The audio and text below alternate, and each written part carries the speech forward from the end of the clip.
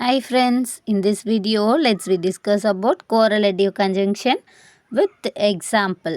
Correlative conjunction அப்படின்றது a pair of words that joins two parts of a sentence.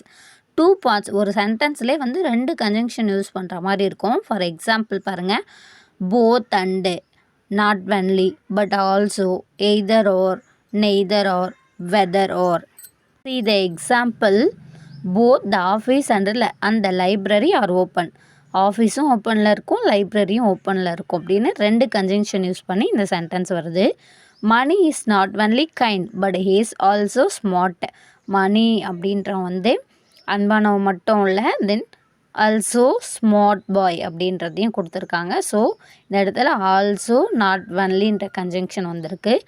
I can either bake cookies or buy a cake. நான் வந்து back cookies மட்டும் வாங்கலை, and by எ கேக்கும் வாங்குகிறேன் அப்படின்னு சொல்லிட்டு ரெண்டையுமே சொல்கிறதால இங்கே நம்ம கோரலேட்டிவ் கன்ஜங்ஷன் யூஸ் பண்ணியிருக்கோம். Then Mark is neither a singer nor an actor.